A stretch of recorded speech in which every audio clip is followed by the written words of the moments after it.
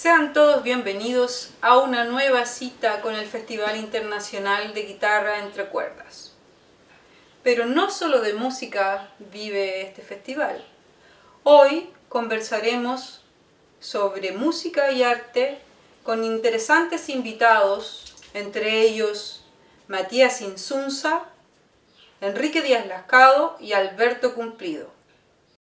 Hola a todas y a todos, estamos aquí reunidos junto a Alberto Cumplido, soy Matías Insunza, intérprete en guitarra, y vamos a tener hoy día una entrevista, conversación en el marco del Festival Entre Cuerdas 2020, que este año cumple 21 años, ¿cierto? Y además, debido a toda la situación por la que estamos atravesando mundialmente, ¿cierto? Se ha hecho online. Y en este marco, dando rienda suelta, ¿cierto?, a la creatividad, ha surgido también esta posibilidad de poder conversar a la distancia. Yo estoy desde Barcelona, España, la ciudad condal, y Alberto está ahora mismo en la 7ª región de Chile. Hola Alberto, ¿cómo estás? Hola Matías, ¿cómo estás? Qué bueno que nos hemos podido reunir y hacer finalmente esta conversación. Totalmente. Esta conversación, ¿cierto?, que podríamos decir que es como una suerte de continuación de una conversación que tuvimos en persona, en la realidad, acá en Barcelona, el año pasado, cuando ni siquiera nos imaginábamos o no sé si fue este año principio, no recuerdo, cuando ni nos imaginábamos que iba a ocurrir todo esto, pero yo la veo como una prolongación de ese lindo encuentro que tuvimos acá. Claro, fantástico, gran momento. Claro que sí. Mira, yo, como te había contado, la idea de conversar hoy día contigo, de entrevistarte también, ¿cierto?, tiene que ver o gira en torno a una idea que a lo mejor en un principio podrá sonar un poquito abstracta, pero que con el avanzar de la conversa vamos a ir aterrizándola, que es como la poética de la creación. Para quienes no saben, de los que nos están escuchando, en tu persona, digamos, descansa una obra y un hacer que tiene varias vertientes, que tiene varias disciplinas, digamos, para expresarse, ¿cierto? Está tu obra compositiva, musical, luego está tu creación poética, literaria, y también, tengo entendido, una incursión, no sé si es una o varias, en el cine, ni más ni menos. Entonces, en relación a este maravilloso hecho, ¿cierto?, de que confluyan solamente en tu persona, digamos, estas disciplinas, es que yo me planteaba empezar una conversa, primero en relación, ¿cierto?, a esta poética de la creación, pero aterrizándola a unos ejemplos más o menos concretos, básicamente con tu poemario El insomnio de los muertos, ¿cierto? La pieza para guitarra llamada Anatema, que es a su vez un homenaje a Andrei Tarkovsky, el gran cineasta ruso. Y ahí es donde yo quería detenerme, porque justamente veo muchísimas similitudes. Por supuesto, tú me podrás corregir, decirme si a lo mejor estoy yendo muy lejos. Muchísimas similitudes con una película en particular de Tarkovsky, que es Stalker. Entonces, lo primero que yo te quiero preguntar, después de todo este prolegómeno, es si efectivamente existe una relación consciente entre el poemario Insomnio de los Muertos, Anatema y, por qué no decirlo, también como inspiración, como fuente, la obra de Tarkovsky. Buen análisis, ¿eh? Difícil. Mira, hay varias cosas. Insomnio de los Muertos está escrito varios años antes que mi composición para guitarra Anatema. Yo pienso que tienen una relación totalmente, porque de alguna manera creo que un artista tiene un lenguaje y un mundo interior que lo relaciona con todas sus obras. No es que uno va parcelando en cada obra un ser diferente. Indudablemente que es una obra diferente, ya sea de música o un libro de poesía.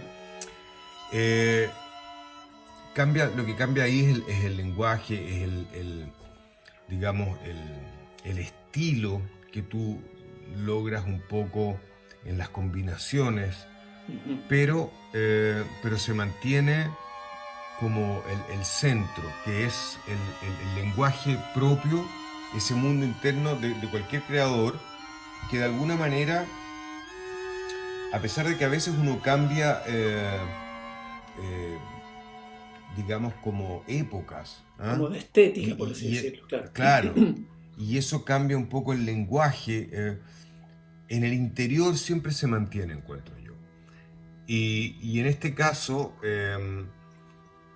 la relación con Starkel de Tarkovsky, o con Tarkovsky en general, con su cine, sí, es una fascinación mía de cuando yo conocí a Tarkovsky, cuando empecé a ver sus películas hace muchos años. Me sentí muy identificado, ¿me entiendes? Como alguien que hubiéramos estado conversando para hacer ese mundo. Como alguien creaba, afín. o sea, claro, muy afín, más que con cualquier otro director de cine, o casi con cualquiera. No digo que sea el único que yo me sienta ligado, y eso le puede pasar a cualquiera. Pero en este caso, sí tiene, como tú lo nombraste, mira, es interesante, el lenguaje, el contenido, digamos, del lenguaje, por así llamarlo, medio abstracto, denso. Totalmente. Tanto en El Insomnio de los Muertos como en la obra Anatema, una obra bien compleja para guitarra. Tiene que ver con ese mundo también medio abstracto, medio onírico, hasta un poco de ciencia ficción en la película Starkel de Tarkovsky. Totalmente, Alberto. De hecho, me pasa algo curioso cuando escucho, bueno, no solamente Anatema, sino que también otros cuartetos de cuerda tuyos, en particular un movimiento que me parece, bueno, que es La Barca de los Muertos, que es recuérdame tú cuál es el nombre del cuarteto en general, no sé si es, ahora mismo no se me viene. La Barca de los Muertos está en una obra que se llama, que es una obra de cámara. Eso, es una obra de cámara, perdona. Gracias por la precisión.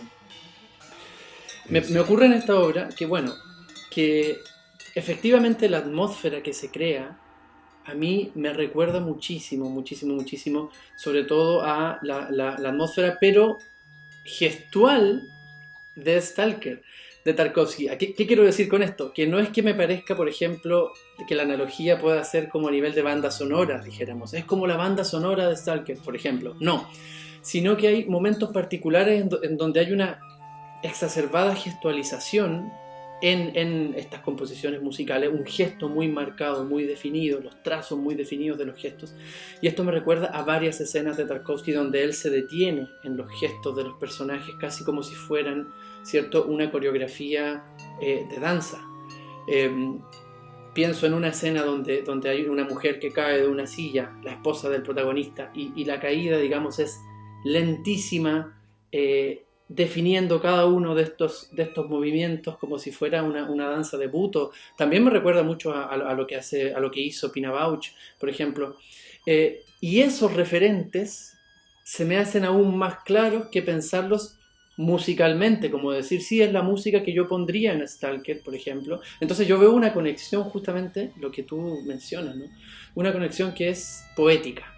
Y esa misma fragmentación y esa misma gestualidad también la aprecio en El Insomnio de los Muertos, porque en El Insomnio de los Muertos uno podría pensar que la primera conexión está a la vista, ¿no? Que es como casi atmosférica.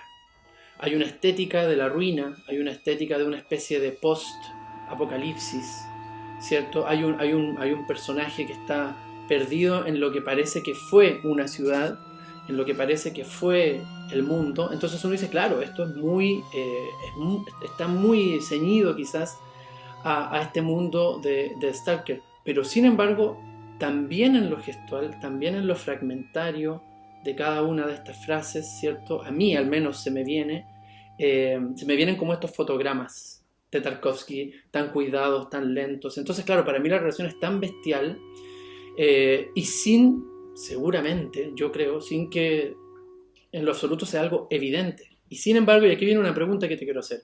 En una pieza como Anatema, tú haces evidente el gesto, dedicándola como un homenaje, digamos, a Andrei Tarkovsky. Entonces, la pregunta es, ese homenaje, porque uno puede ver muchas cosas como lector o como observador, pero ese homenaje es un homenaje a su arte en sí, a esta estética que yo ahora quizás defino con el tema de lo gestual, o es por una afinidad, digamos, bueno, por lo que tú me digas, o puede ser por una afinidad sencillamente, por ejemplo, con la persona de Andrei Tarkovsky, ya no con su obra, sino que con el creador, con una ética de la creación que sabemos que en él es muy fuerte, etcétera, etcétera, etcétera.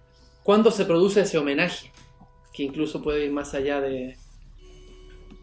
Claro, es que ahí hay hartas cosas que se conectan, ¿ah? Hay hartas Ujú. cosas que se conectan. Estoy tratando de hilar lo que tú dices, mira.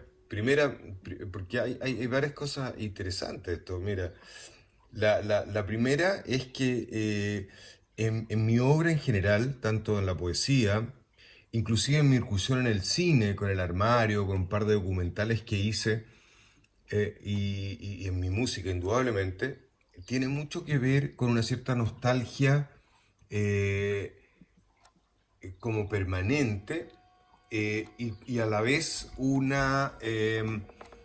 digamos, ese sería como el alma mater de la obra, pero siempre en el interior está esto de cuando uno lo lleva una obra hacia, lo fragmenta en imágenes, que tiene mucho que ver con esto de lugares destruidos, de cosas perdidas, de mundos que quedaron atrás, de gente que quedó tirada en una playa, barcos que nunca llegaron.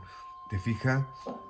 Eso es muy recurrente en mí y yo lo siento mucho en Tarkovsky también. Como una Totalmente. especie de nostalgia de algo que ni siquiera quizás haya existido, que uno ha querido que exista. ¿Te fijas? La Y hay nostalgia del una futuro que especie, se dice. claro, Del la futuro que nostalgia no del futuro existió. además, ¿no Exacto, es cierto? exacto. Y, y en ese sentido como que me he sentido muy conmovido y unido a la obra de Tarkovsky y también lógicamente como tú dices a su persona cuando uno estudia un poco acerca Sí. de él, lo que hizo, sus movimientos, eh, pero más la obra, ¿ah? En sí Ujú. más la obra, pero indudablemente que el personaje fue un personaje también. No vamos a hablar ahora exactamente de la vida de él, pero fue un personaje interesante en sus movimientos, digamos, en una vida bastante corta además. Así ¿Ah? es. Así es. Bastante corta, Y con un lamentablemente. fin muy asociado, dicen a esta misma película, que dicen que fue Sí, su fin, ¿no? Stalker, tanto de él como del protagonista también, por cierto. Que eso ya exacto. queda para otro anecdotario. Claro, queda como para otra. Para otro Y eso anecdotario. a la vez si tú lo llevas a una cosa más técnica o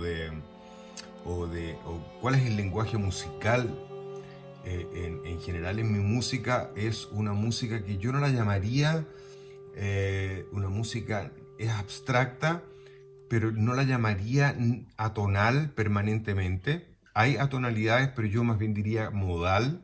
Ujú. Y inclusive hay elementos, digamos, o formas, por así llamarlo, bastante tradicionales, como fugas, como contrapuntos, ¿te fijas?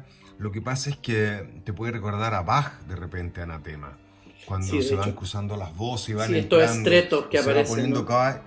Como dijo Olson una vez en una entrevista que hizo acerca de composiciones de compositores chilenos, que encontraba que esta era una obra muy densa, como en un tejido así oscuro y impenetrable. Claro, es un tejido que se va de una voz sola, a un tejido, una maraña armónica, rítmica, tremenda.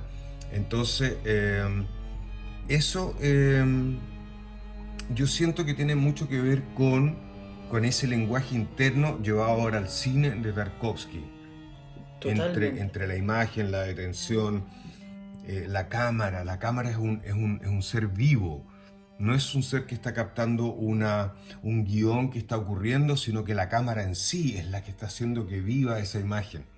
Es ¿Te como un fijas? ojo, es como un ojo real que se detuviera, ¿no? Exacto. Entonces, eso creo yo que en general tienen un poco mis composiciones. Eh, esta forma, digamos, donde ese contrapunto, donde ese tejido armónico, rítmico, eh, está permanentemente en desarrollo y yendo hacia un lado, ¿te fijas? Totalmente. A mí me cuesta mucho concebir la música desde un punto de vista melódico tonal, ¿te Ujú, fijas? ujú. Una melodía con una armonía detrás que va acompañando esta melodía. No es que yo esté en contra de esa música, digo No, que no, me imagino. hacerla yo es muy difícil para mí. Ajá. Yo mira, incluso, bueno, interesantísimo todo esto, que nos pareciera que en cada uno de los puntos nos pudiésemos alargar horas, ¿cierto? Tenemos un tiempo limitado, lamentablemente.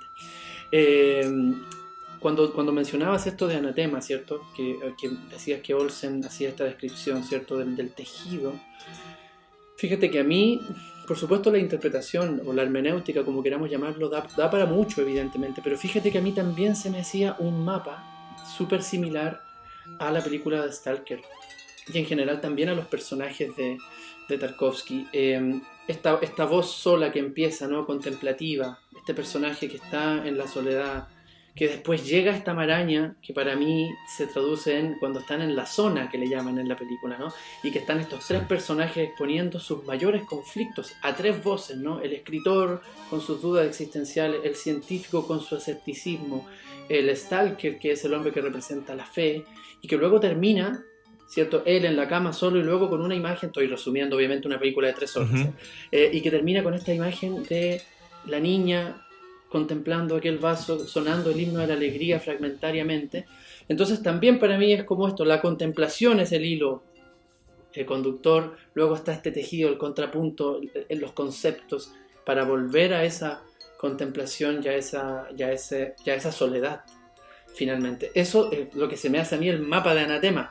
Vuelvo a hacer la advertencia, la interpretación siempre da para mucho, pero da para cosas lindas de ver. O sea, solamente con ver incluso la partitura uno logra ver esa analogía, en mi caso, que a mí se me hizo muy clara, ¿no?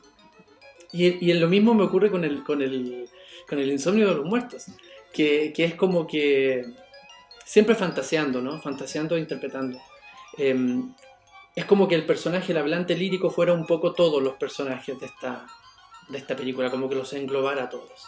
Tiene el escepticismo ante Dios que tiene el escritor, pero luego describe que hay un ángel desolado en una esquina, tiene la desesperación frente a la soledad, tiene una enorme nostalgia por el mundo que fue, etcétera, etcétera. Entonces hay una similitud preciosa, creo yo, porque, ojo, también hacer la advertencia, no es que yo vea como quien dice, tú efectivamente cogiste, no.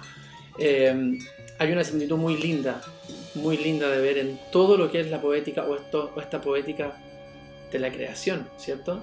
Que son las similitudes que yo logro ver. En base a eso, si me permites, te quería hacer una pregunta que nos lleva un poquito a otro lado. Y es como hacia la importancia de la heterogeneidad, de los muchos referentes, de la apertura a distintas disciplinas, ¿cierto? En el hacer artístico. Lo digo porque justamente estamos aquí en el marco del Festival Entre Cuerdas, ¿cierto? Tú eres, por supuesto, también intérprete en guitarra clásica, entonces estás además desdoblado en otro hacer, ¿cierto? O sea, ya en la creación estás multiplicado y luego además estás en el lugar del intérprete. Y yo siento que la interpretación, mi reflexión es la siguiente. Si el fenómeno creativo es tan complejo, no en un sentido de dificultad solamente, sino en un sentido de multiplicidad, ¿cuál es tu percepción cuando ves que de pronto la interpretación se va tecnificando cada vez más o se va llenando de objetivos que de pronto pueden estar un poco lejos de mamar, por así decirlo, de una fuente creativa que solo conversando un ratito podemos ver que a veces puede ser tan extremadamente rica, tan extremadamente diversa, y que de pronto las aproximaciones, por ejemplo, de un intérprete hagamos cuenta, a tocar anatema, ¿no? Puedan preocuparse más bien de una digitación, de una limpieza, y de pronto quizás obviando todo el background que puede sugerir esto. Qué tan importante es asumir cada uno de los haceres artísticos desde asumirlos como parte de una gran fuente de múltiples sensibilidades, percepciones. ¿Qué tan importante es para ti? Primero, y luego si puedes opinar al respecto de lo que tú ves, de cómo lo interpretes. Siendo tu intérprete, a eso voy. Claro, bueno, ahí entramos en otro mundo que además a mí me gusta mucho porque yo soy intérprete. Exacto, por eso. Y además, curiosamente, no es que desdoble una personalidad y cree otro Alberto, que es el intérprete, pero sin embargo es más...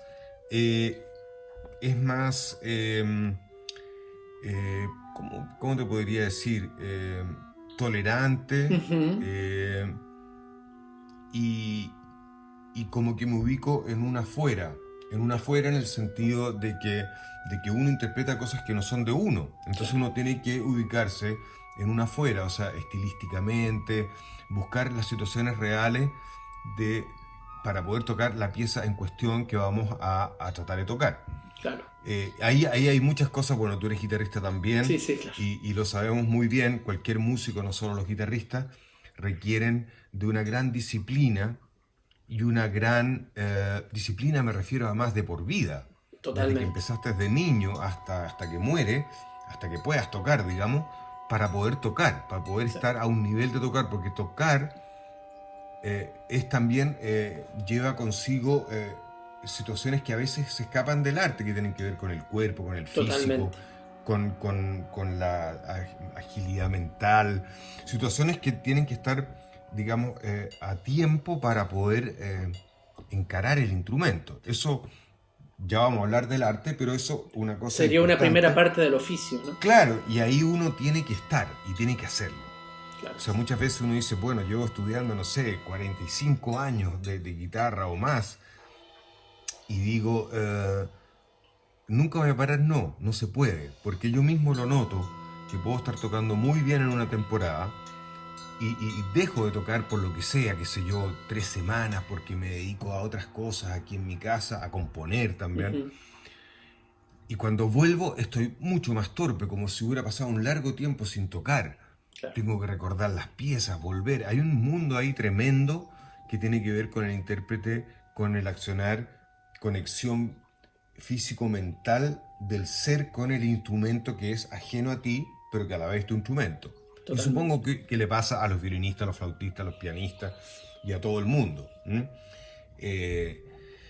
Entonces eso lleva indudablemente a que las personas que son netamente intérpretes muchas veces intensifiquen su universo en todo sentido de la palabra, ya sea humano, creativo, el ser que está ahí, el ser que creyó que era artista.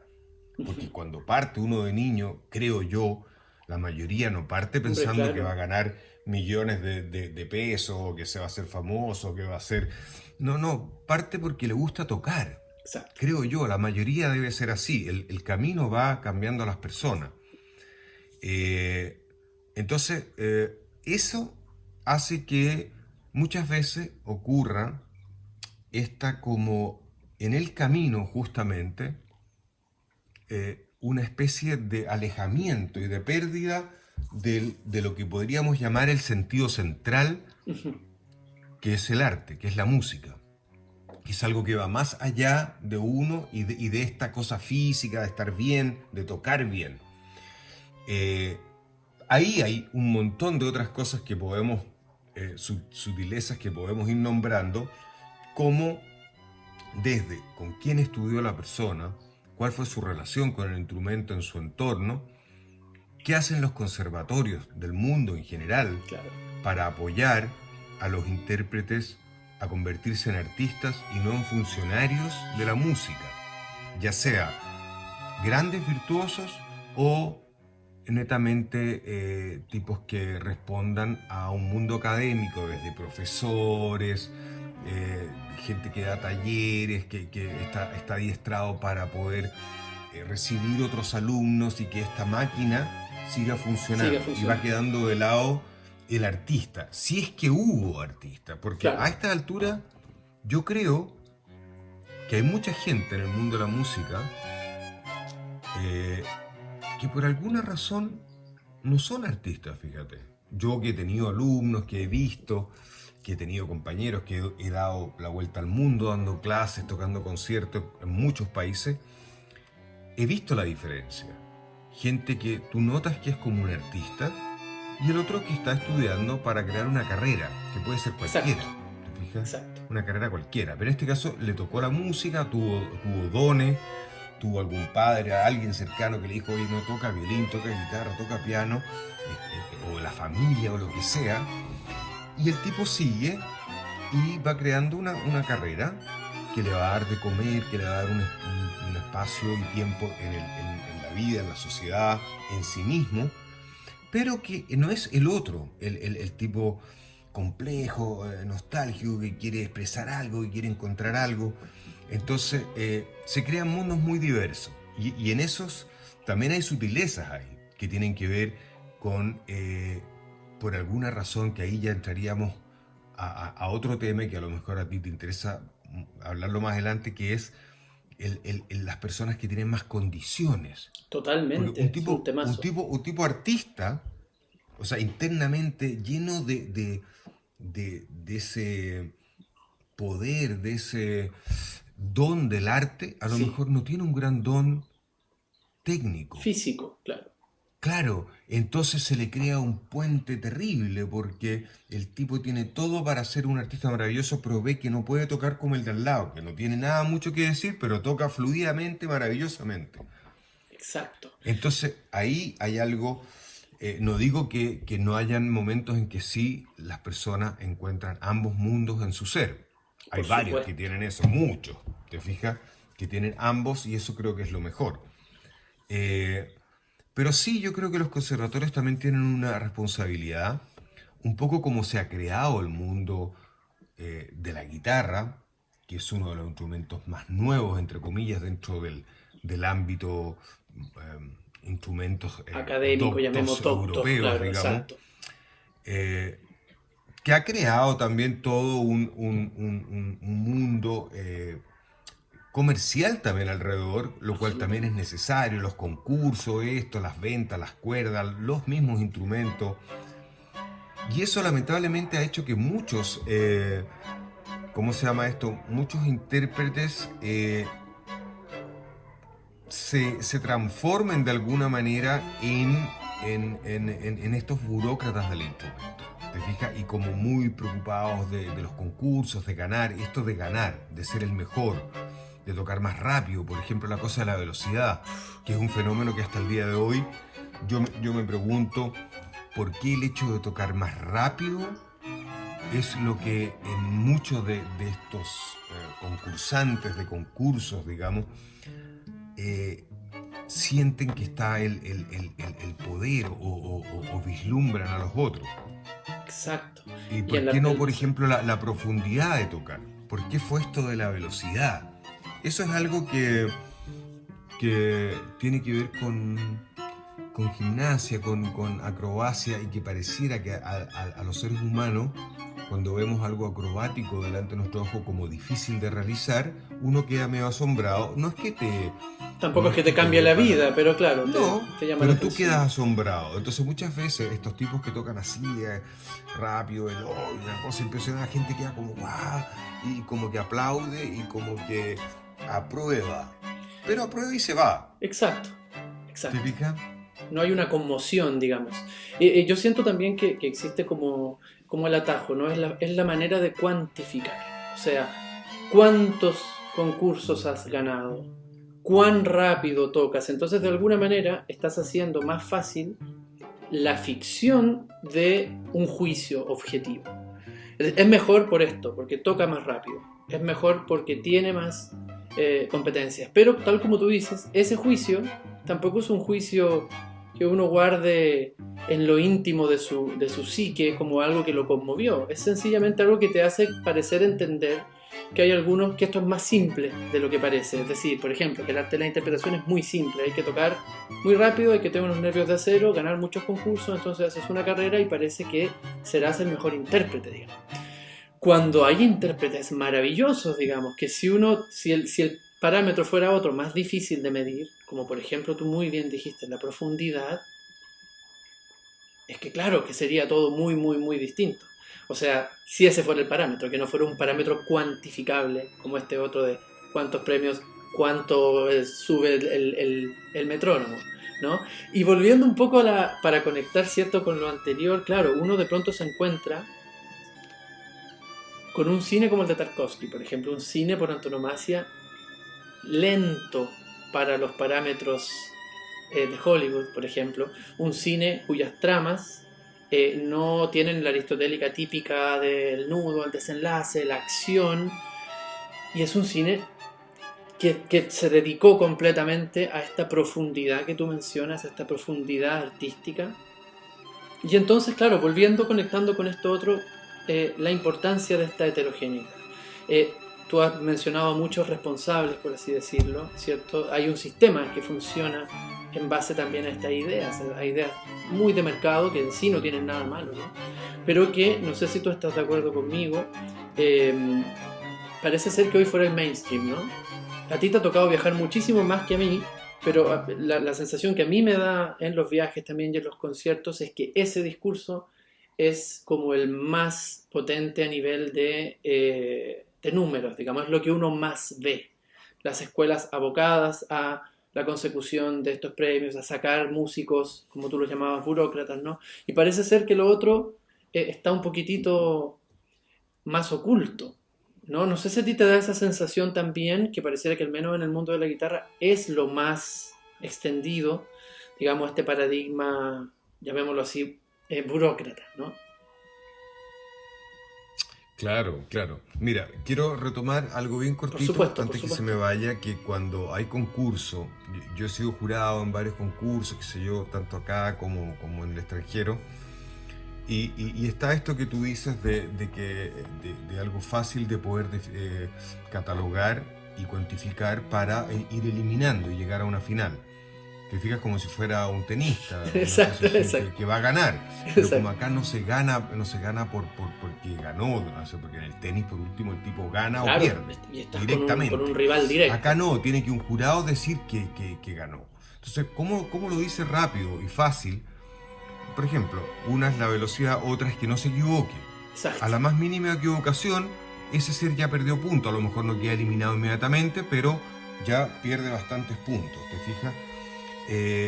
Indudablemente que también hay una reflexión a veces en los jurados, dependiendo del jurado, porque a veces hay jurados muy inteligentes y gente muy, muy capaz en los jurados, que también tratan por lo menos de buscar el personaje más profundo, el más artista, el que tocó la interpretación de otra manera, qué sé yo, pero es más complejo ese camino. Entonces, indudablemente al final siempre, o casi siempre, gana el que tocó limpio, el que tocó perfecto, rápido, y que ojalá también tenga algo que decir, ¿me entiendes? Se buscan todos esos puntos. Entonces, indudablemente que definir así para los jóvenes cuando están estudiando eso y que luego se transforma en una especie de hábito, tú no le puedes pedir que cuando el tipo vaya a tocar toque distinto, él ya empieza a tomar esa forma.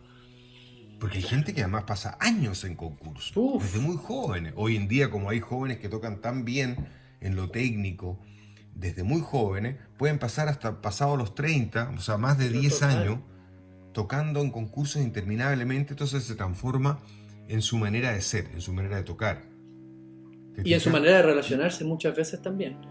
De relacionarse totalmente con otros artistas. Otros artistas, exacto, con el mundo, y se empieza a alejar totalmente de esto otro que estamos hablando. Exacto. Y ahí quisiera yo hacer como una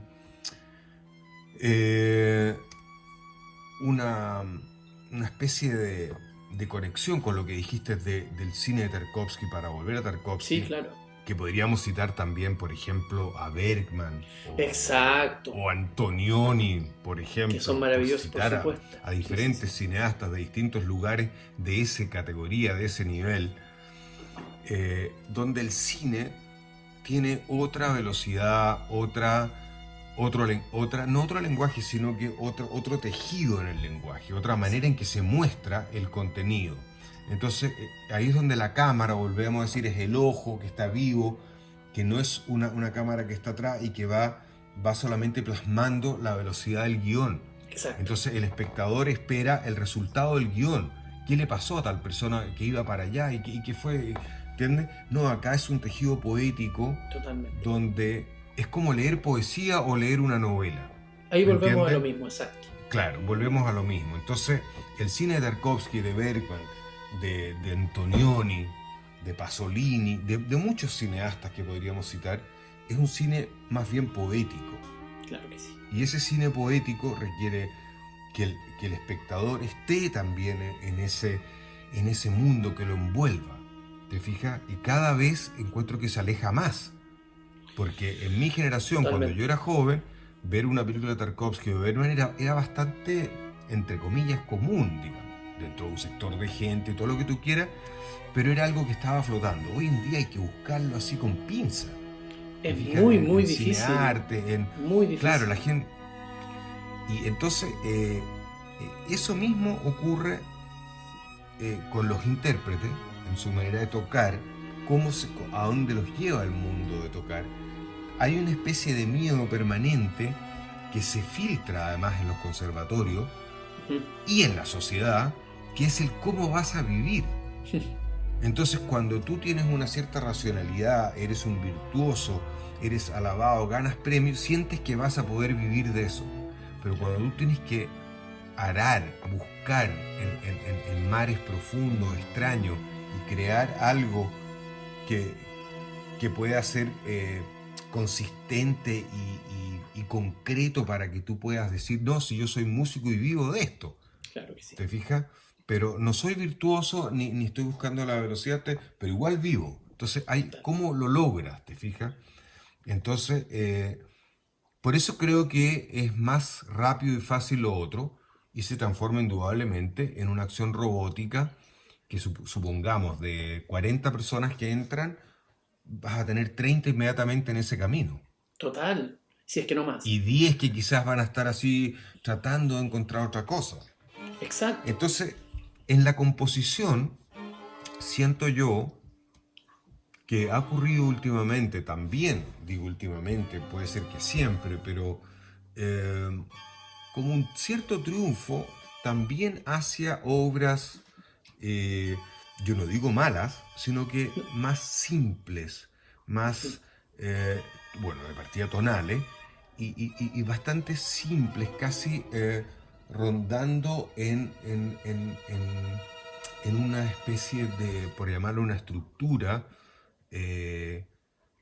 bastante audible, cosa que tú quedas contento y dejas contento a los auditores. Claro. Entonces ahí se siente que pareciera que hubiera una sinergia de que estoy haciendo algo bien, le estoy dando a la gente y la gente lo está entendiendo. Exacto. Me aplauden y me preguntan. Pero si yo empiezo a tocar música como Anatema, como Nocturnal de Britten, como Polifemo de Oro, o inclusive Bach, ¿no es cierto? La fuga, la sonata, la suite. Entonces la gente dice, sí, interesante pero raro. ¿Te fijas? Entonces el mismo tipo siente que tiene que adecuarse un poco para poder llegar a la gente.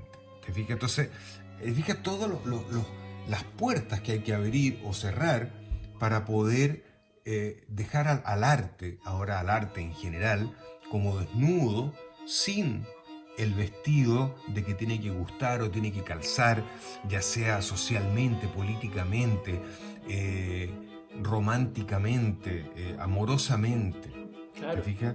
Ahora, es indudable que la música atonal, dodecafónica, la música serial o inclusive la música modal o la música es más difícil para la gente en general. Es como si la música, con la invasión a gran escala de la música popular llámese buena y mala. Sí, por supuesto. El rock, el jazz, es música popular pero buenísima, ¿te fijas? Claro que sí. Y hay cantantes buenísimos no es que yo quiera descartar ese estilo de música. En lo absoluto, esa, claro, no, claro, claro. sino que digo que esa, esa invasión, por así decirlo, ¿no es cierto? Ujú. Esa invasión ha hecho que el mundo, ahora te hablo del planeta entero, así como por las conexiones, además las redes que hay ahora a partir de los 90 más o menos hacia adelante, o de los 2000, pongamos el 2000 ya de manera furiosa. Pero en realidad todo esto viene desde el tiempo de la televisión, o sea, desde el tiempo de los 50, ¿no es cierto? Claro, de las más medias. Realmente la conexión más globalizada, las personas ven cosas que ocurren en otros lados del mundo con una facilidad. Hoy en día es casi instantáneo. Y todo eso, y toda esa publicidad abocada a este tipo de expresión, o en gran parte en su concentración, hace que mucha gente nunca en su vida escuchaba un cuarteto de Shostakovich, por ejemplo, no tiene idea, o de Ligeti, ni siquiera Bach. Entonces, Con la paradoja de tenerlo más accesible que nunca. absolutamente. Entonces, el oído del mundo, por así llamarlo, no está acondicionado para que tú vayas y toques el Polifemo de Oro de Brindle y la gente diga qué maravilla y se sienta como que hay algo. Es como ver una película de Tarkovsky, cuando tú Claro. casi todas las series que ves son de acción, de policías, de muerte, de robos, de amores, de sexo y tal. Entonces la gente está metida en ese mundo y te sale una cuestión filosófica, flotante, extraña, ¿ah? Que hay que poco menos que ir como metido con el personaje para navegar en... Exacto, exacto. Quedas descolgado, ¿te fijas? Claro, en una dirección totalmente distinta a lo que se llama el entertainment, ¿no? O sea, esta cosa de entretenerte para evadirte de alguna forma. O sea, no quieres en una película de Tarkovsky uno muchas veces, hasta incómodamente, uno se encuentra con cosas propias, ¿no? Hay una proyección sentimental allí muy fuerte en estas obras que tienen esa dosis poética tan alta. En cambio, claro, en la otra le pasa a los personajes y vamos siguiendo, ¿no? La acción, con los matices que hay de que dentro de esos géneros hay cosas evidentemente muy buenas en su oficio. Pero sí, claramente hay una súper invasión, que es un concepto bueno, de estas formas de hacer y que de alguna manera se lo van comiendo todo. Yo también querría agregar que es algo que he venido conversando con varios colegas también, querría agregar el ejemplo de esta cosa tan postcolonial a la hora de poner las etiquetas, por ejemplo, que nos toca a nosotros como intérpretes en Europa, de lo latinoamericano también, como una forma de simplificación, una vez más, de la complejidad que puede significar una opción estética como la que puede tener un intérprete, y también una procedencia, ¿no? Es decir, si eres latinoamericano, entonces tendrás que tocar música latinoamericana. No se te ocurra tocar Bach, porque para eso ya están los europeos, se supone. Pero extrañamente, Alberto, que este argumento lo escucho más de gente de Latinoamérica, más que de acá, digamos. Como que ellos mismos se quieren autodefinir como latinoamericanos primero, y por ende como intérpretes de música latinoamericana, porque ahí está el aporte para hacer en este gran concierto global, digamos, de World Music, donde eres una etiqueta más, y lo ven como una opción muy empoderada en lo político, y a mí en lo personal me parece muy servil, al contrario, ¿no? Que es como decir, me voy a reducir al máximo a la caricatura que pueden tener de mí desde fuera, que es que si yo soy moreno, por ejemplo, y estoy en Latinoamérica, entonces yo tendré que tocar siempre ritmos que vengan de lo popular, voy a hacer cosas que tengan, qué sé yo, ritmos típicos de los lugares. Y esto yo pienso que es una simplificación también, es como una tentación de un atajo que a mí me parece muy contraproducente, y que hoy también se está tomando, yo no digo que con la conciencia de esto, pero se está tomando mucho el panorama. Y en los guitarristas, muchos de mi generación, si eres chileno y no has hecho un disco de solo música chilena, casi que no estás, no sé si en la onda o en el bando de los empoderados. Ya me parece que es todo lo contrario. O sea, yo puedo hacer un disco mañana de zarabandas de Bach, y creo que es así, o tocar una música inspirada en Tarkovsky. Siempre doy, y esto lo hablé con Enrique el otro día, le decía, mira, en una ciudad como Chillán, pueden entender la complejidad del asunto. Tanto Violeta Parra como Claudio Arrau son de Chillán, y yo creo que pedirle a Claudio Arrau que tuviera que tocar cuecas apianadas, creo que no va por ahí la cosa. Su profundidad fue, siendo del mismo Chillán, ser a lo mejor, como se dice, el mejor intérprete de Beethoven, o un intérprete con una profundidad, ¿cierto?, maravillosa. ¿Qué hubiese pasado si a él le hubiesen estado machacando con que tenía que, por ejemplo, o a la Violeta Mira. Parra pedirle otras cosas de lo maravillosa músico que fue, ¿no? No, mira, tocaste un tema que yo vengo hablando y dándole vuelta hace mucho rato. Y es para mí casi, no digo el tema del momento con respecto a la creación. Ah, ok. Pero uno de ellos. Específicamente en la guitarra y en las composiciones para guitarra. Vamos ahora a evocarnos un poco más a eso, porque yo, por ejemplo, en lo personal no compongo solo para guitarra. Tú mismo escuchaste Sí. mis cuerdas, mis obras de música. Y las obras de cámara también. Conciertos. Te fijas, yo en general, y eso que no soy una persona que compone tanto en el sentido de que estoy todo el día componiendo, porque tengo mucho que estudiar la guitarra y hago otras cosas también, y escribo, y hago otras cosas también. Entonces, pero sí compongo bastante, y no solo para guitarra, ¿te fijas? Entonces, pero evoquémonos ahora a esto de la guitarra y a esto que tú estás hablando, porque para mí es fundamental.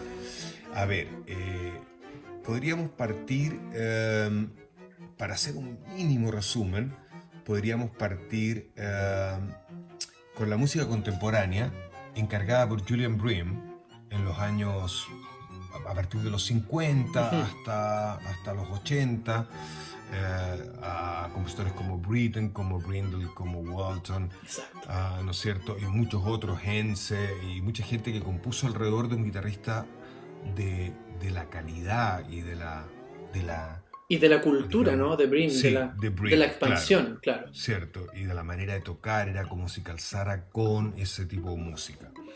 Bueno, cuando uno escucha esa música, ve que hay un camino que se abre en la guitarra abierto, poético, que está a la par de las grandes cosas del arte mundial, como Tarkovsky, como Bergman, como Borges, como Shakespeare, Sin como duda. Bach. O sea, estamos hablando que empieza a colocarse un lenguaje muy alto, ¿te fijas? Que supera infinitamente en general a lo que era el lenguaje tradicional de la guitarra, la mayoría de compositores españoles o italianos que componían mucho para guitarra, con el lenguaje medio nacionalista tradicional, y esto va hacia otra cosa. Entonces, mi generación, que es justo la generación que Bream es como el gran guitarrista, Dejó esa vara, Williams, claro, que están en ese momento cuando yo tengo 15 años, uno se nutre de ese mundo maravilloso. Y así sigue por un buen rato.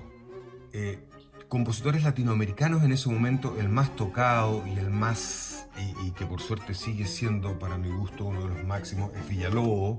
Fantástico. Y se mantiene así como un compositor más abstracto, con retazos de nacionalismo, como lo hubiese tenido Bartók también, pero siempre encontrando una especie de profundidad, claro, y de lenguaje que va más allá, ¿me entiendes? Es como que sí, él pasa por el sedazo de la música brasileña, y en algunos casos es más evidente que en otras, pero es un tipo que permanente está buscando... Siempre hay un lenguaje, una estilización. ¿Cierto? Claro. Y a diferencia de otros compositores que son netamente nacionalistas, podríamos citar, por ejemplo, a Barrios y a Lauro, en ese tiempo que... no quiero citar a Ponce, porque Ponce es un compositor, para mi gusto, más que mexicano, español. O sea, su música es netamente española. Sí, totalmente. Uno podría pensar que lo mexicano y español tienen algo en común en ese momento, pero es una música nacionalista también, pero el nacionalismo casi viniendo de toda la influencia española. Exacto. Y netamente española. Bueno, también supongo que lo tiene un poco Lauro y lo tiene Barrio, pero la diferencia es que ellos utilizan más ritmos latinos. Ellos van más a lo popular. Ponce va un poco más sofisticado, trata de ser más un Torroa, un Rodrigo, estar más en esa secuencia, en esa esfera. En cambio, Barrio y Lauro son netamente folcloristas que tienen un nivel más alto, por así decirlo. No es que los folcloristas no tengan un nivel alto, solamente digo más sofisticado, de poder encontrar lenguajes en el instrumento más sofisticados. Exacto. Para construir piezas más complejas, por llamarlo de alguna manera. Pero es una música que igualmente no se toca mucho hasta que John Williams graba a Barrios y también a Lauro. Entonces es como que se empieza a descubrir esto que tú ahora estás hablando, de que hay un mundo en Latinoamérica que no es justamente Villalobos, que pareciera tener una importancia. Porque por otro lado, paralelamente, aunque años después, emerge nuestro querido Leo Brouwer, ya una música más contemporánea. Y sobre todo en la primera época de Brouwer hay un acercamiento hacia compositores como Henze, ¿no es cierto? Principalmente música realmente contemporánea, donde no utiliza muchos elementos folclóricos. Eso es una etapa posterior. Es posterior. Leo. Y luego la cosa más New Age es más posterior todavía. Entonces, lo que te quiero decir que Brouwer sí emerge como un personaje importante porque es latinoamericano y va creando una música de un nivel a la par casi con estas grandes obras de estos compositores que Bream de alguna manera encargaba. Claro. De hecho, la sonata primera de Brouwer está dedicada a Bream, que es la gran sonata para mi gusto de él. Entonces, y en el tiempo, esto se va recorriendo la vida, va recorriendo el lenguaje y tal, y por alguna razón, que también podríamos entrar a analizarla, que tiene que ver quizás mucho con la política, tiene que ver mucho con el nacionalismo fuerte, cosas que ocurren en el mundo que son ajenas a querer ser un habitante del mundo, sino más bien ser un habitante que representa un lugar y sentirse representado, sentirse chileno, argentino, brasileño, ese nacionalismo casi fascista, ¿te fijas? De sentirse, yo pertenezco a esto, entonces cuando voy a Europa yo soy esto. Exacto. Yo soy brasileño, yo soy argentino, y esta es mi música, y Piazzolla, y el tango, y esto. Entonces, Piazzolla abarca, es otro importantísimo compositor, que abarca y ya poco menos que se come la estructura. Casi no hay compositor argentino que no componga bajo esa sombra. Exacto. Y por suerte que algunos se arrancaron y tomaron también la samba, la milonga, te fijas, para poder hacer más cosas, pero siempre dentro de este mundo nacionalista. Y, si tú te acuerdas, Brasil y Argentina le llevaban mucha distancia al resto de Latinoamérica en lo que podríamos llamar un lenguaje nacionalista de nivel. Uh-huh. Sí, versus duda, Chile, claro. versus Perú, versus Colombia, versus todo. O sea, no es que en los otros países no hubiera, sino que en Argentina y Brasil había un nivel muy grande, muy alto, por decir, y bastante expandido, con muchos intérpretes, que perdura hasta el día de hoy. Y después eso se irradió al resto, a Chile. Entonces aparecen los compositores que empiezan a componer que la cueca, que la tonada, que la cueca, que la tonada, y empieza a convertirse, en vez de ser una cosa fantástica, empieza a convertirse para mi gusto en una especie de ataúd dentro de la creación. Entonces las personas, como tú dices, el que no ha hecho un disco de música chilena no está en este bando, no está en esta situación. La mayoría de los jóvenes que tú escuchas componer ahora componen en base a ritmos de partida cueca, tonada y ritmos latinoamericanos, sentirse identificado. Y eso te conlleva a crear un lenguaje interior al ritmo, porque el ritmo no lo es todo, que no puede ser tampoco tan complejo, porque tiene que estar de alguna manera supeditado a esa sonoridad, digamos. Claro, no puede el tipo pegarse una bolaya atrás a ver una milonga. Pueden haber pequeños pasajes, medios atonales, cositas que son como quien dice pequeñas guindas. Pero para mi gusto, claro, son como ornamentos al final. Hay una muerte de la creación. Claro, y eso yo siento que hay un facilismo también. O sea, cuando yo digo voy a componer una tonada, ya tengo lo que tengo que componer. No puedo componer algo que no sea una tonada. Pero cuando tú no sabes lo que vas a componer, pero que tú quieres componer, es más complejo. Y ya la gente no lo quiere hacer. Y además la gente se pregunta, ¿y para qué?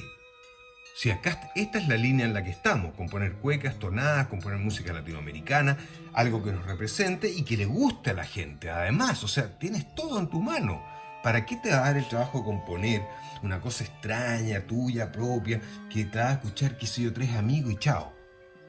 ¿Te fijas? Entonces hay un facilismo y lamentablemente, para mi gusto, en el mundo entero, Sí, dentro del mundo de los totalmente. guitarristas, el hecho que tú seas latinoamericano y exista esta música latinoamericana es la que se empieza a reconocer como música latinoamericana.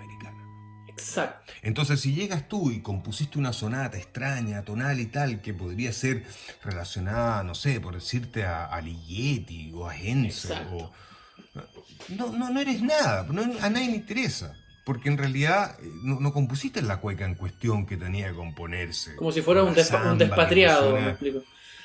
Como si Claro, fuera, o una entonces ahí pátrida. hay claro, ahí hay, para mi gusto, hay una pérdida de la verdadera creación. O sea, lo que se creyó que podía ser una recuperación pasó a ser, para mi gusto, una lápida, una roca gigantesca que está encima de la verdadera creación y de la libertad de la creación, y la Total, creación que no está supeditada ni a un contexto político ni social del momento, la creación en sí misma, porque el arte es mucho más allá que la vida cotidiana. Tiene que estar, simplemente estar. ¿Te absolutamente. O fijas? sea, claro, y pertenece a un imaginario, a una psique, digamos, humana que no sabe de estas distinciones sociológicas, políticas. Está allí, digamos, de donde emana aquello, es algo muchísimo más vasto. Y yo también quería agregar que a mí me parece que es una pérdida en las dos direcciones. O sea, es una pérdida, esta que tú mencionabas, pero también lo es al revés. Es decir, para mí, querer encontrar estas músicas populares en el mundo de la música, llamémosla de arte, docta, como se le quiera llamar, pienso que tampoco es el camino más directo. O sea, si alguien, a mí por ejemplo me encanta la música popular, me encanta, pero me gusta la música popular. O sea, si quiero ir a ver un canto a la rueda en La Vega Central, en Chile, yo voy a ir a ver el canto a la rueda, no voy a necesitar hacer una orquestación de esto y tocarlo en el Teatro Municipal, por ejemplo. Si quiero escuchar a la Violeta Parra con su voz desgarrada tocando, para mí va a ser infinitamente mejor que una armonización a la guitarra con acordes Max 7 de Gracias a la Vida, digamos. O sea, pienso que también pierde del otro lado, ¿no? Que es como, de alguna manera, es como que se quisiera acercar el lenguaje de la composición a la gente, pero a costa de edulcorar el verdadero lenguaje de ese mundo popular. Edulcorarlo lo digo en el sentido de que por lo general siempre estas cuecas o estas tonadas terminan siendo como bastante más eh, soft a su manera de ser. O sea, ya para mí escuchar, en vez que en la guitarra traspuesta, escuchar el sonido de un guitarrista clásico, haciendo con un ornamento, a lo mejor con una armonía un poco más del mundo del jazz, a mí me genera lo contrario, ¿no? Es como que está aquello, como que bajara desde su estado salvaje. Y al otro lado también, por supuesto, que es toda esa libertad que puede existir en una obra como las que tú mencionabas, ¿cierto? Y tener que luego reducirla a una estructura que uno se pregunta por qué. ¿Por qué tendría que volver a ser una tonada? ¿Por qué tendría que volver a ser una cueca esta música que a lo mejor emerge desde otros puntos? La gente cuando estudia composición, nosotros cuando estudiamos guitarra, todos, ¿cierto? Empezamos a edades muy susceptibles de coger los discursos que estén de moda, el discurso del profe, el discurso del establishment, ¿no? Y en ese sentido yo veo que también además es una especie de riesgo. Eh, Pasar de la libertad a decir, no, ahora si tú quieres componer, ni se te ocurra ponerte a hacer que tus referentes sean. Claro, tú mencionabas, por ejemplo, no sé si mencionabas Ligeti, Penderecki, o si estás influenciado por eso, porque aquello es europeo. Ahora lo que hay que hacer, lo que toca, es la cueca, la tonada, que se note tu latinoamericanidad. Si está bien dicho eso o no, bueno, da lo mismo. Pero creo que sí, que es algo que tiene muchos sesgos por muchos lados y que a mí me parece preocupante. Y la mayoría de la gente que lo ejerce de muy buena voluntad y con muy buen espíritu. Pero yo creo que es algo ante lo que es difícil no ser crítico. Tanto como intérprete lo digo, como también desde una perspectiva de las creaciones que surgen. Sí, yo creo que en este momento además hay que ser muy crítico frente a eso.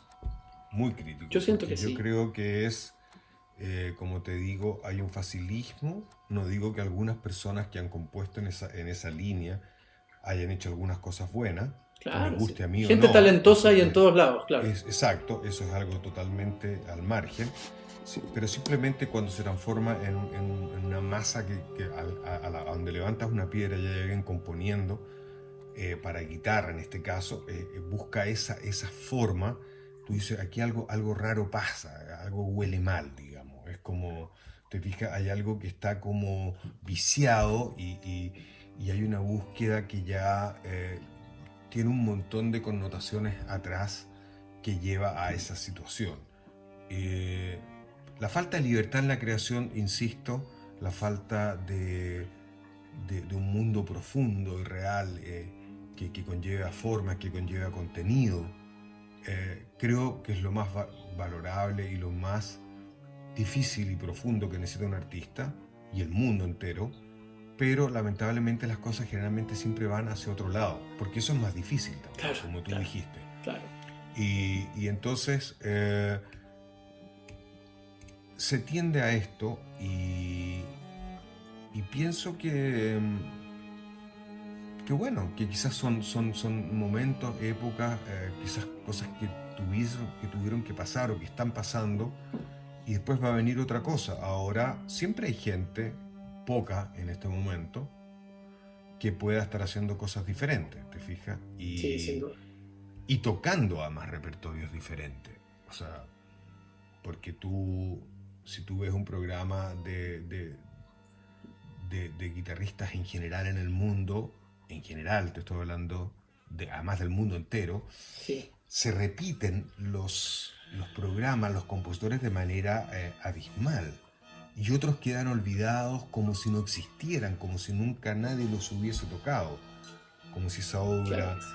Entonces, eso es muy interesante también, que no solo ocurre a nivel de la composición, sino que el compositor también de a la alguna manera interpretación. también es un esclavo de la situación que está ocurriendo en el intérprete, que está a su vez mostrando ya sea esta nueva composición o composiciones de alguna manera que ya están aprobadas.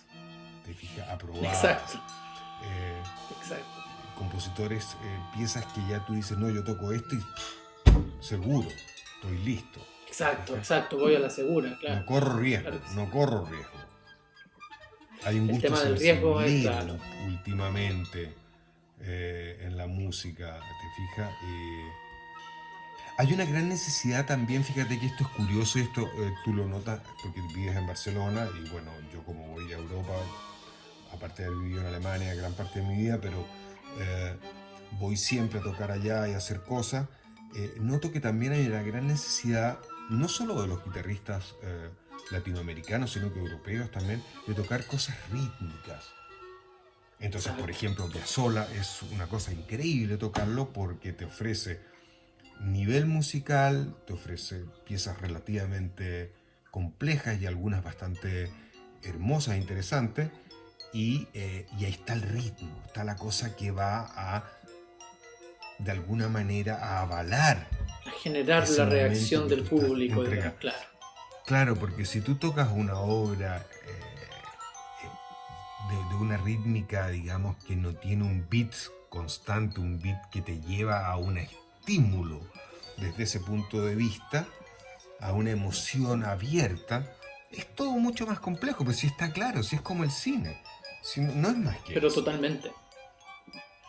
Totalmente, Alberto. Bueno, mira, qué lindo que vuelva al cine y vamos haciendo el círculo, porque como tenemos este tiempo, tenemos que ir cerrando. Sí. Yo quería sencillamente agradecerte y sobre todo por a nosotros, los intérpretes que somos de algunas generaciones posteriores, ¿cierto?, a la tuya, mirar desde aquí con admiración y con... bueno, con admiración es la verdad, yo creo que el concepto de esto que te mencionaba hace un rato, de esta heterorreferencialidad. Es decir, de cómo en el hacer arte es tan exigente, ¿cierto?, el mundo del arte, es tan exigente todo lo que hay ahí, que yo pienso que es imposible no hacer el voto con justamente ese riesgo del que tú hablas, que es el riesgo también de cruzar estas fronteras. Ya no solamente como se ha hecho mucho esto de cruzar entre lo popular y lo docto, sino que en el arte mismo. O sea, de poder asumir, ¿cierto?, que este es un mundo vastísimo, que son lenguajes que se entrecruzan, que son momentos de sensibilidad, momentos de percepción, momentos de oficio también, pero que sin duda necesitan de nuestro tiempo, de nuestra exploración, de nuestro trabajo, ya no solamente abocados al tocar bien o al tocar lo que se quiere escuchar de nosotros, me refiero a como intérpretes, sino que también a nadar en esas aguas profundas, a veces turbias también, pero sin duda muy luminosas, del arte, con mayúsculas, digamos, que no podría explicarse de otra forma más que a través de sus distintas disciplinas. Y es por eso que hemos también querido conversar hoy, ¿cierto?, desde la poesía, desde el cine, desde la composición musical, desde la interpretación, etc. Si hubiésemos también podido hablar hasta de arquitectura, de danza, etc. Pero ojalá siempre, ¿cierto?, estuviera la invitación a recordar que esa es la mochila que llevamos encima cuando hacemos arte. Y no solamente que es muy necesario, yo siempre lo digo, es muy necesario, pero no solamente estoy tocando esta sonata que es tan difícil y la estoy tocando tan rápido, o estoy tocando esto que me identifica a mí como latinoamericano, sino que es mucho más difícil, es mucho más grande. Y la invitación, yo creo, es a esa complejidad, porque yo creo que tiene muchísimas recompensas también, recompensas para nuestra sensibilidad, recompensas para un sentido de la belleza, para una poética, en soledad y en comunidad también. Siento yo que hay una recompensa. Te dejo la palabra final por si quieres redondear algunas ideas, nuevamente agradeciéndote por compartir tu obra, tus vivencias, tus puntos de vista, invitándonos por supuesto a todos a ese camino del riesgo, sin duda. Bueno, yo me quiero despedir agradeciéndote, Matías, por este instante de esta idea tuya de hacer este conversatorio alrededor, digamos, del cine, la poesía y la música, y en específico tomando algunos ejemplos de cosas que yo he creado. Uh-huh. Así que te lo agradezco, y bueno, mi invitación a la gente, a los jóvenes, a todos en realidad, es observar esta mochila de la que tú hablas y tratar de unir, nunca dejar de unir, tanto sea para el intérprete como para el compositor, para el creador en general, unir y observar, y ojalá también adentrarse en las diferentes disciplinas del arte. No digo que lo vayan a hacer en el sentido del oficio, sino que estar en permanente observación, leyendo, viendo cine, leyendo filosofía, pero también analizándola, pensando, buscando. ¿Te fijas? O sea, pensar que siempre el instrumento, en el caso ahora de los músicos, es netamente eso, un instrumento para algo más. Nunca mejor dicho. Claro. Exacto. Alberto, muchas gracias. Yo acepto la invitación, me siento parte de eso, me parece que es el camino, francamente, y te vuelvo a agradecer también por generar espacios como este, tanto al alero de Entre Cuerdas, ¿cierto?, como en las muchísimas otras instancias en las que tú estás haciendo, y que ojalá podamos seguir gozando de este intercambio, y de ver que existe la posibilidad, ¿cierto?, de seguir apuntando hacia esa montaña hermosísima que es el arte en su mayor magnitud, en su más amplio sentido. Muchísimas gracias, saludos por allá, saludos a la séptima región, y encantado como siempre de verte y de conversar contigo. Igualmente, saludos a la ciudad condal. Un abrazo, Matías. Chao. Gracias, chao.